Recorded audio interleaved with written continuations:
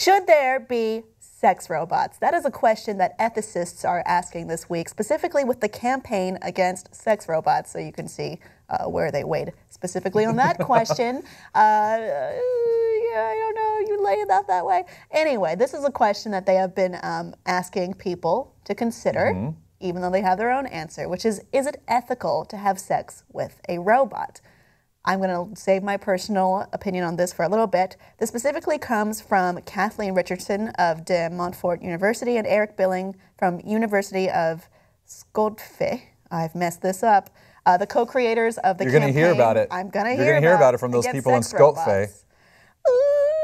And they feel that it is not ethical to have sex with a robot for many reasons, including that it develops further objectification of women and children, that the development of sex robots would reduce human empathy and it can only be developed for experience of mutual relationship, and the development of sex robots and the ideas to support their production show the immense horrors still present in the world of prostitution, which is built on the perceived inferiority of women and children and therefore justifies their use as sex objects.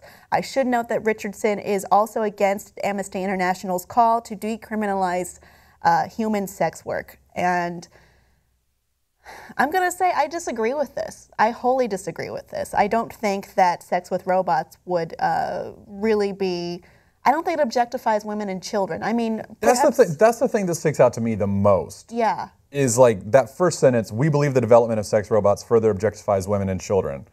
It's like, so are women not going to have sex with men? And like, and well, what, it immediately like excludes like homosexual love and stuff like that. That there could be a possibility that there is a male sex robot or homosexual male use of a male sex robot or female use of a female sex robot.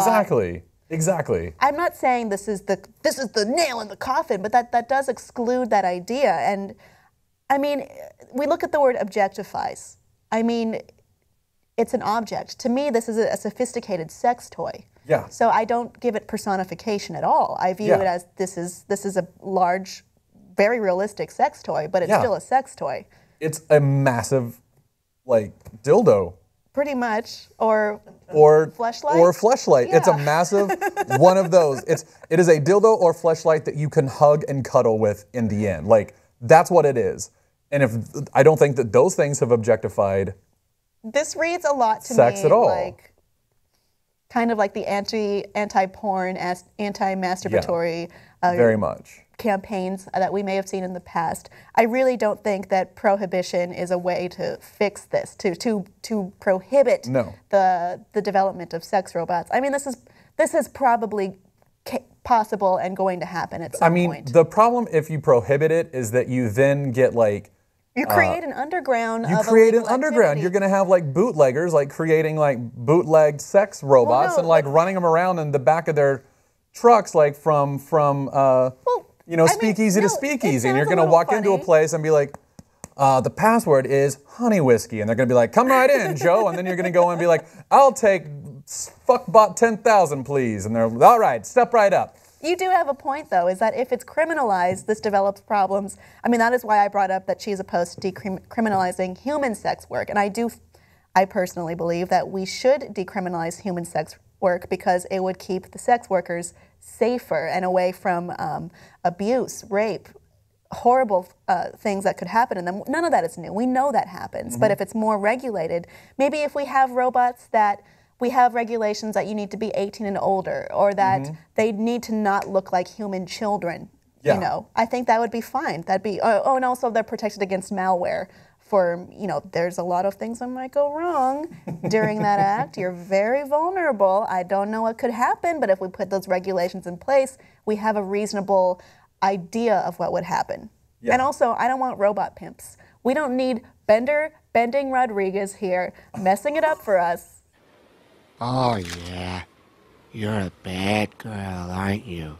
I don't feel that saying, no, this is a crime, don't do it, none of this at all is the way to do it. It's probably going to happen, just like how sex work happens in places where... It's going to happen. It's already happening. So instead of saying, no, no, no, we're going to prohibit you from doing this. Let's put on some find a way fair to regulations. regulate the gray area that it's going to become. Like, get ahead of it and regulate that instead of saying, don't do this. This is evil and wrong. No, it's not. It doesn't work. People don't work that way. We don't stick to that at all as a society. There's definitely going to be places where it does happen, and probably not in a safe way for the people involved. Yeah. I see we agree. But audience, we agree. How do you feel on the campaign against sex with robots? Do you think that robot sex should be a thing that exists? Does it hurt human relationships at all? If you think that, let us know below in the comments, and please subscribe for more.